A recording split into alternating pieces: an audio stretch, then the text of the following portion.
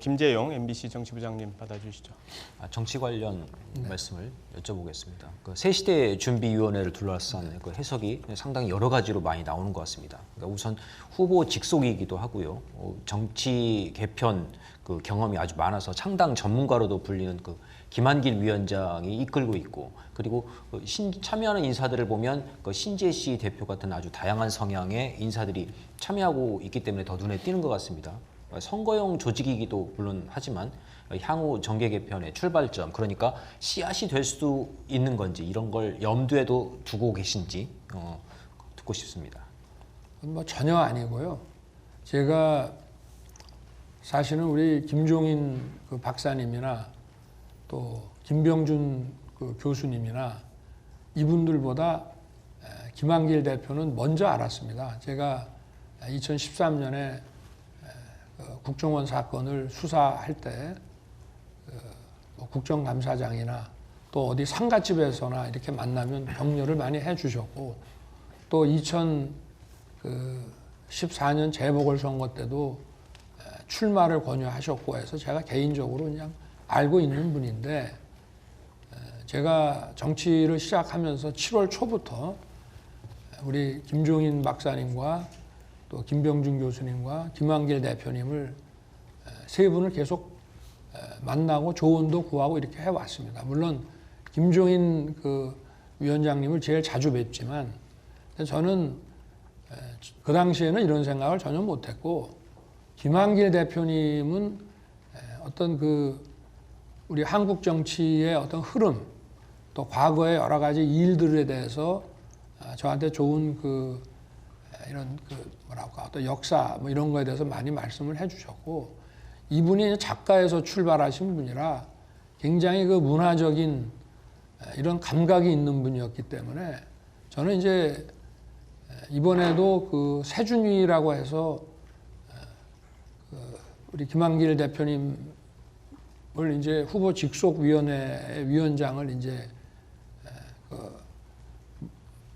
맡아달라고 이제 위임을 했는데, 그런 이제 아무래도 정권 교체를 위해서 국민의힘에 들어오기는 좀 꺼려지지만 정권 교체는 동참하겠다고 하는 분들을 그 담는 그릇이 있어야 되는데, 그걸로서는 우리 김한길 대표님이 좀 적임자가 아닌가. 그것도 사실은 그 위원회의 그 어떤 규모나 성격이나 이런 부분에 대해서도 그야말로 최근에, 그러니까 제가 그 11월 5일 우리 당의 후보, 공식 후보가 되고 난 이후에 이제 어떻게 보면 굉장히 짧은 시간 내에 그 어떤 역할과 이런 것들이 결정이 된 것이고, 그런 뭐 향후 어떤 정치 구도 이런 것과는 전혀 관계가 없습니다. 그리고 지금도 물론 뭐 독자적으로도 일을 하시지만 정책이라든가 이런 것도 우리 국민의힘 선대위를 지원한다는 차원에서 예를 들면 공약도 공약지원본부라고 만드셨고요. 그래서 그런 것은 뭐 전혀 상상할 수 없는 것이고, 그렇게 보는 시각도 있겠지만 저는 우리 김한길 대표님의 그 어떤 좀 일반 정치인하고는 좀 다른 그런 문화적인 감각, 이런 점들에 대해서 좀 많은 도움과 조언을 받고 있습니다. 연장된 질문을 좀 드리겠는데요. 그 새시대 준비위원회 목적을 두고서 결국은 막판에 어떤 안철수 후보와의 단일화, 걱정의 단일화를 염두에 두는 게 아니냐라는 해석도 사실은 나오고 있습니다. 김민전 교수를 영입한 부분도 그런 측면이 좀 있다고 생각이 들고요. 그렇다면 이제 단일화 가능성이 열려 있는지, 있다면은 핵심 조건은 또 무엇인지 여기에 대한 말씀을 좀 듣고 싶습니다. 그래서 저는 그 두 분이 과거에 그 새정치민주연합을 함께 하신 거는 알지만 두 분이 현재도 그렇게 내밀하게 소통을 하시는지에 대해서는 전혀 아는 바가 없고요. 또 김민전 교수도 제가 아주 오래 전부터 그분의 그 언론 칼럼이라든가 이런 것들을 읽으면서 참 그 당시에는 아주 오래 전이라 참 젊은 그 여교수인데 참 그 인사이트가 있구나 이런 생각을 제가 해왔고 또 이런 그 뭐 강적이나 이런 프로들을 보면 참 말씀을 참 잘하고 되게 그 이 판단이 참 정확하다. 그래서 제가 모시려고 생각을 했는데 그분들이 뭐 이렇게 가까운 건지는 저는 전혀 모르겠습니다. 네. 끝으로 한 가지만 더 여쭤보면은 그 결국 당선이 된다면은 네. 그럼에도 불구하고 이제 170석이 넘는 거대 야당을 상대를 해야 하잖아요. 그러면 이제 정치를 하기가 쉽지 않은 상황이 될 텐데 그렇다면 신당 창당설 이런 가능성이 그래서 이제 흘러 나오잖아요. 그럼 여기에 대한 어떤 그 염두를 두고 계시는 건지 이 부분도. 뭐 여의도라고 하는 데가 기본적으로 뭐 경제와 정치의 이제 금융과 정치의 중심으로 여러 가지 그 당사자들이 의식하지 못했던, 기도하지 않았을 뿐 아니라 의식하지도 못했던 얘기들이 많이 나오는 곳이기 때문에 뭐 거기에 대해서 제가 일일이 참 그 관심을 갖지는 못했습니다만은 우리 정치사에서도 여소야대라는 것이 늘 많지 않았습니까? 근데 여소야대라 그래서 일을 못한 것도 아니고 다 또 그 궁극적으로는 그 행정부를 주인 쪽에서 얼마나 소통하려고 노력하느냐에 따라서 또 의회 협조를 받아가지고 또 다 결국은 이제 국민을 바라보고 해야 되는 일들이기 때문에 저는 뭐 여소야대면은 국정을 끌고 가기 어렵다. 아무래도 그 반대인 경우가 훨씬 유리하겠지만은 지금 이 문재인 정권이 그 행정부를 쥐고 있고 국회 180석 갖고 있어서 과연 성공한 그 이런 행정과 그 정치를 했다고 국민들 누가 인정을 합니까? 오히려 무도하게 마음대로 하다가 국민들의 그 외면만 받게 됐기 때문에 저는 이 여소야대라는 게 나쁘지 않다고 생각합니다.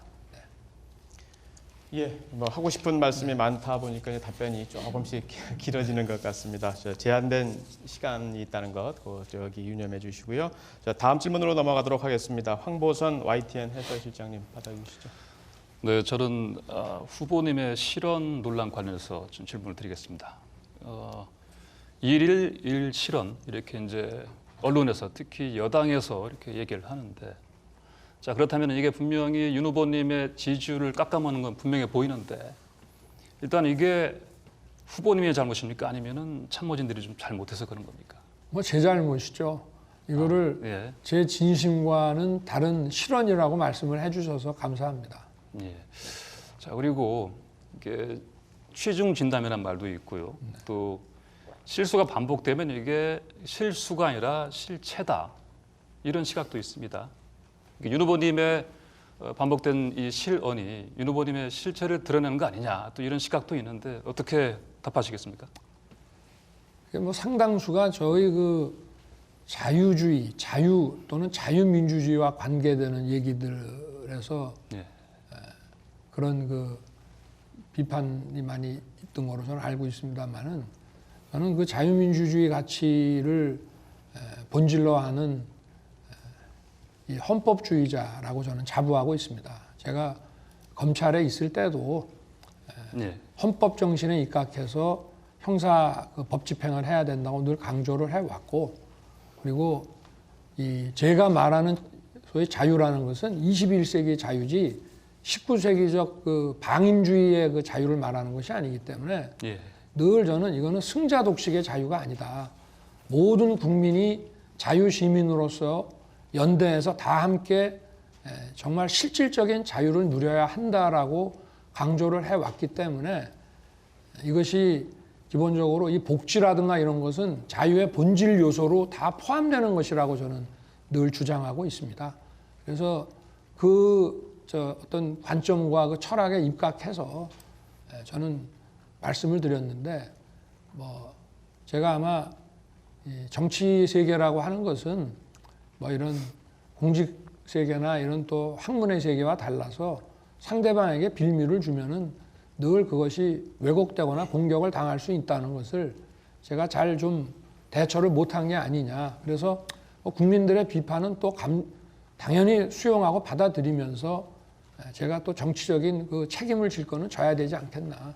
그래 생각합니다.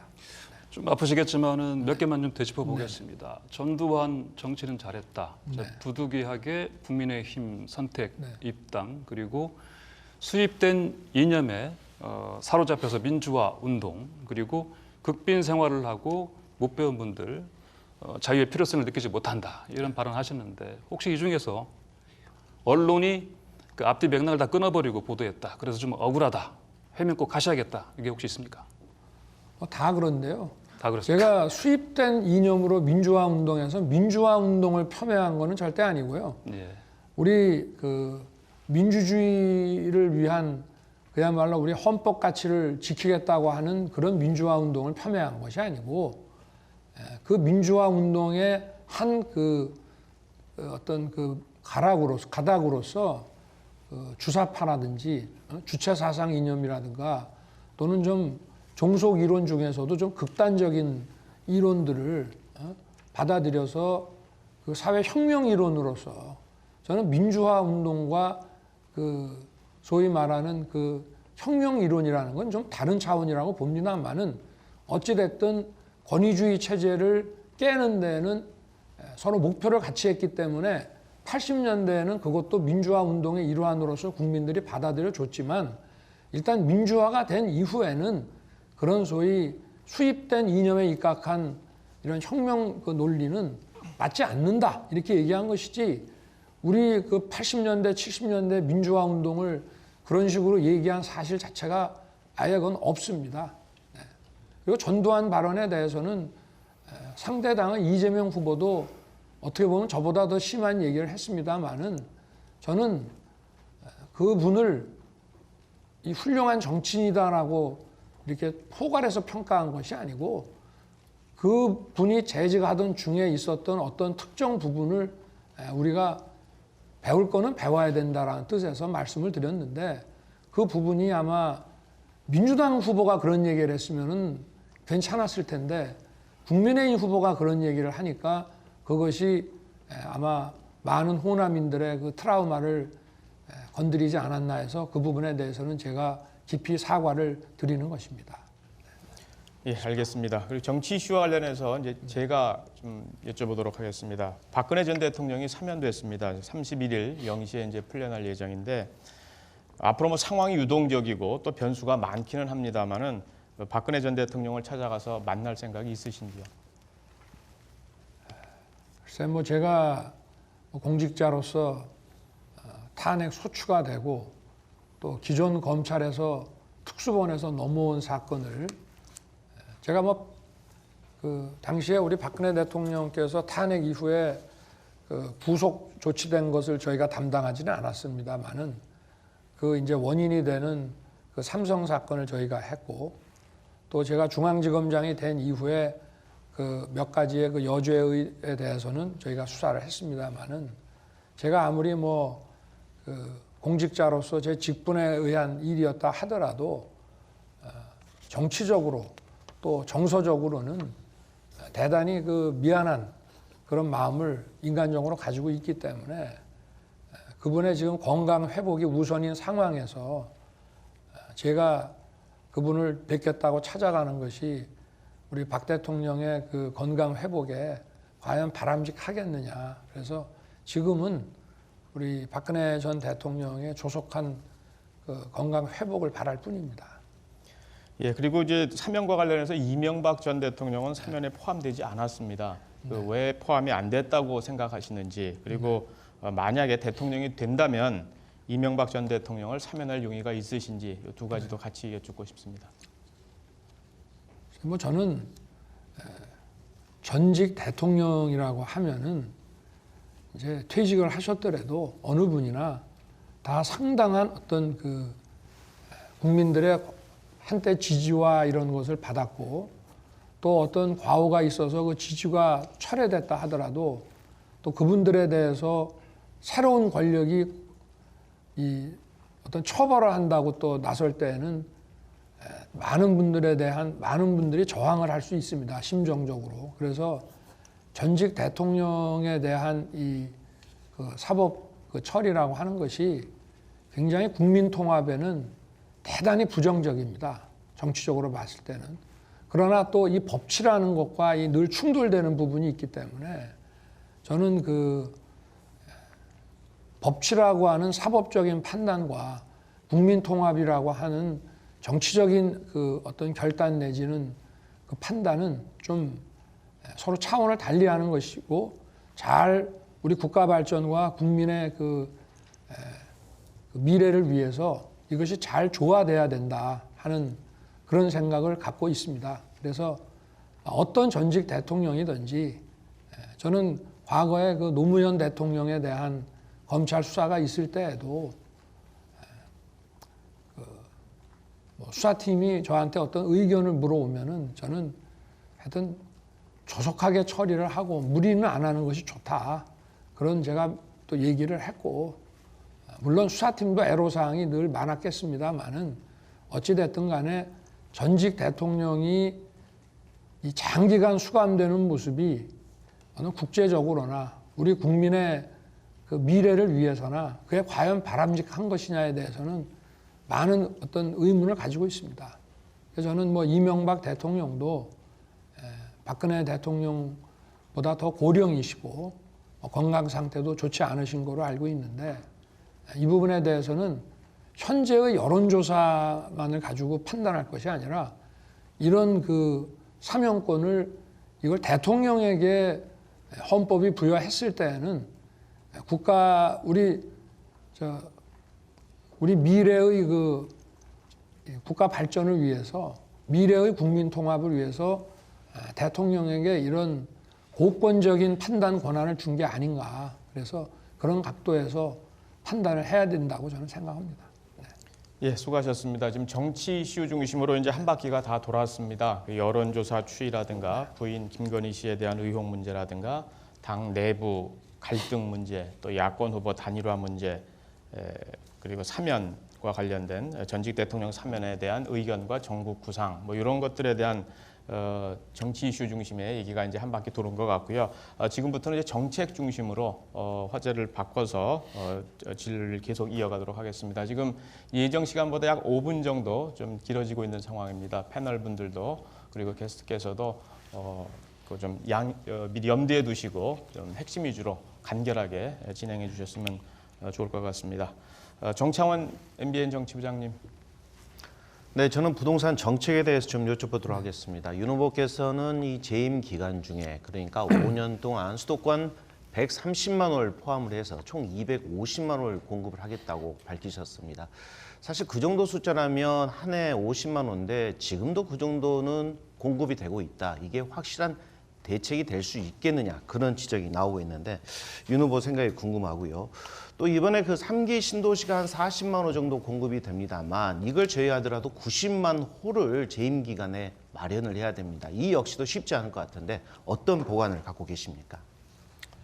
네, 물론 현 정권이 이 부동산 그 규제를 통해 가지고 그 민간의 공급이 많이 억제되도록 했습니다만은 결국은 이 엄청난 그 수요 때문에 그런 가운데서도 연간 뭐 수십만 호씩 공급이 계속 돼 오긴 했습니다.